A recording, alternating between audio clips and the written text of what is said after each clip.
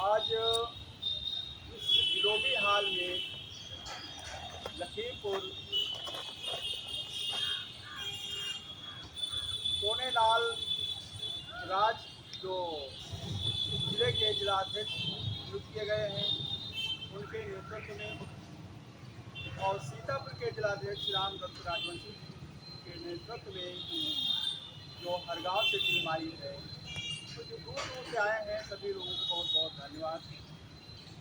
हमारे साथी गया प्रसाद जी हैं, आर एस प्रभु जी हैं, किशोरी दादा हैं और मौजपाल जी, उमा शंकर, ये सब लोग सीतापुर से चल के आए। सभी को मैं बहुत बहुत धन्यवाद देता हूँ। साथियों, आज ये जो ज्ञापन के लिए सबको बुलाया गया है, ये ज्ञापन की बात जो हम कर रहे हैं कि हम लोग ज्ञापन देंगे और मांग करेंगे कि इस प्रदेश को अन्य प्रदेशों की भांति नशा मुक्त बनाया जाए। तो नशा मुक्ति की बात क्यों आ रही है? आप लोग देख रहे हैं कि चाहे गांव का झगड़ा हो, चाहे नाली का हो, चाहे खंजा का हो, चाहे शहर में दंगा हो, यानी जितने लड़ाई झगड़े दंगा फसाद होता है, रोड एक्सीडेंट है, छेड़छाड़ है, बलात्कार है, जो भी है, सबकी जड़ में शराब है। इस चीज को देखते हुए कि अगर इस शराब को बंद कर दिया जाए तो हमें लगता है कि कम से कम 70-80% तक ये जो दंगे फसाद हैं अपने आप खत्म हो जाएंगे। इस गरज से आज हम सब लोग इकट्ठा हुए हैं और इस नशा मुक्त प्रदेश बनाने के उद्देश्य से हम लोग एक ज्ञापन देने जा रहे हैं। दूसरा है शिक्षा, दोहरी शिक्षा नीति खत्म की जाए, समान शिक्षा नीति लागू की जाए। दोहरी शिक्षा का मतलब है कि जो प्राइवेट स्कूल हैं वहाँ लाखों फीस है, जो हम गरीब मध्यम वर्ग के लोग हैं अपने बच्चों को नहीं पढ़ा सकते।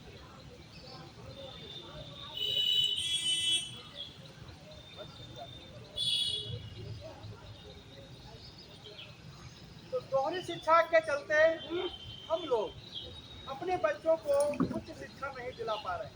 आधा घंटा लग जाएगा। जो धनाढ़ धन्ना सेठ लोग हैं वही अपने बच्चों को आगे बढ़ा रहे हैं, हमारे बच्चे जहाँ थे और पीछे जा रहे हैं। इसलिए हम लोग दोहरी शिक्षा नीति खत्म करने की मांग कर रहे हैं कि दोहरी शिक्षा नीति खत्म हो, समान शिक्षा नीति लागू हो, जिससे हम गरीब मध्यम वर्ग के जो बच्चे हैं ये भी शिक्षा ग्रहण कर सकें। तीसरा पॉइंट है कि जो वीरांगना उदा देवी है, एक महिला है और 36 अंग्रेजों को मौत के घाट उतार करके और शहीद हो गई। उनका आज तक कहीं पर नाम नहीं आया, ना तो स्वतंत्रता सेनानी में घोषित किया गया, ना पाठ्यक्रम में शामिल किया गया। इससे पहले जब हम लोग कक्षा 3-4 में पढ़ते थे तो एक लेख आता था सुहेल देव का, लेकिन उसका भी हटा दिया गया। यानी दलित महापुरुष जो हुए हैं उनका कहीं पर इतिहास में नामो निशान न रह जाए, उसको मिटा दिया जाए, जो हमारे आने वाली पीढ़ी है वो ये न जान सके कि हमारे पूर्वज कुछ काम किए हैं देश के लिए। इसलिए उनको सबको मिटाया जा रहा है। चौथा पॉइंट जो दिया है कि डॉक्टर भीमराव अंबेडकर की प्रतिमा तोड़ने वालों के विरुद्ध देशद्रोह का मुकदमा दर्ज किया जाए। तो साथियों, आज इस महापुरुष ने हम लोगों की लड़ाई लड़ करके जो अधिकार दिलाया, जो वोट देने का अधिकार नहीं था वोट देने का अधिकार दिलाया, पढ़ने का अधिकार नहीं था वो भी दिलाया, यानी हमको संवैधानिक अधिकार दे करके आज जमीन से उठा करके इस कुर्सी पे बैठा दिया। जो कपड़े पहनने का अधिकार नहीं था वो भी आज सूट बूट में हम लोग घूम रहे हैं, इसको भी हम लोग भूल गए। लेकिन हमारे लोग ही कुछ खुराफाती तत्वों से मिल करके और अपने महापुरुष की मूर्ति तुड़वाने में सहयोग करते हैं। तो हमारी मांग ये है कि जो बाबा साहब की प्रतिमा तोड़े उनके खिलाफ देशद्रोह का मुकदमा दर्ज किया जाए। ये हमारी चौथी मांग है। साथियों, इससे पहले भी हम नशा मुक्ति और शिक्षा पे ज्ञापन दे चुके हैं। 2015 में, लेकिन जब ज्ञापन दिया तो रविंद्रालय में जो कार्यक्रम हुआ था, राम नाईक जी भी आए थे, बड़ी तारीफ किया था। ये कार्यक्रम लगातार चलना चाहिए और इसकी आवश्यकता है। लेकिन सरकार जो है, चाहे जो सरकारें हों, सरकारें नहीं चाहती हैं कि हमारा प्रदेश नशा मुक्त हो, भय मुक्त हो, दंगा फसाद मुक्त हो। वो नहीं चाहती। जहां पर कम करने का जिक्र आया तो 27,000 स्कूल तो बंद कर दिए,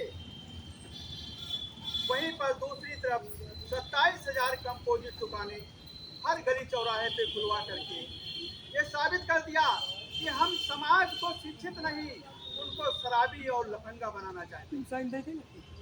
ये हमारी सरकार की मंशा है।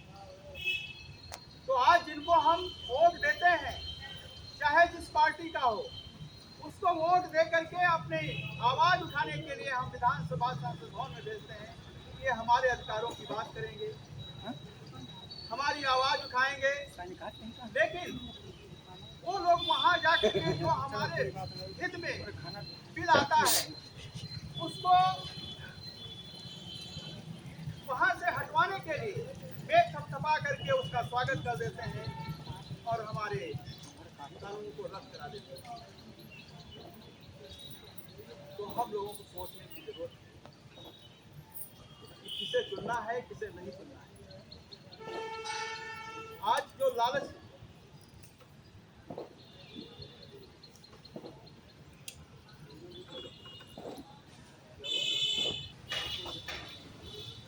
जो बिल है उनको खत्म करा देते हैं, चाहे शिक्षा का बिल हो, चाहे यूजीसी का बिल हो। ये सब लोग वहाँ पे ताली बजा करके उसको खत्म करा देते हैं। हम लोग चुनावी माहौल में इतना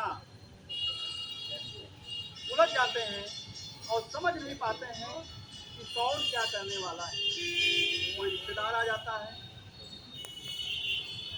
कोई गलत पार्टी से कर लेकर के, कोई भाई आ जाता है, कोई भतीजा आ जाता है, तो हम भाई भतीजेवाद में, रिश्तेदारी में फंस करके और उनका साथ देते हैं, जिससे हम लोगों की ये हालत है। इसलिए हम लोगों को सोचने की जरूरत है। एक चीज और मैं बता दूं, आज हमारे समाज में एक नहीं हजारों संगठन है और लड़ाई किस चीज की हो रही है? लड़ाई हो रही है मूर्तियों की, प्रतिमाओं की। यहाँ प्रतिमा लग जाए, वहां लग जाए। लेकिन जो हमारे हक अधिकार हैं उनकी लड़ाई कोई नहीं लड़ रहा। केवल मुंह छेक देने से, ताल ठोक देने से हमारे अधिकार नहीं मिल जाएंगे। ये जब समय आए तब तो अच्छा है, लेकिन आप हर समय मुंह छेकते रहें और ताल ठोकते रहें कि हम पासी हैं, हम फलाने हैं, फलान धमाके हैं। ये करने से आपको कोई अधिकार नहीं मिलेगा। जितना जातवाद की नफरत फैलाएंगे, जितना जहर घोलेंगे, उतना नुकसान आपका होगा, कोई दूसरे का नहीं है। मेरे ख्याल से हम लोगों के अंदर जो ये जाति जहर फैलाया जा रहा है,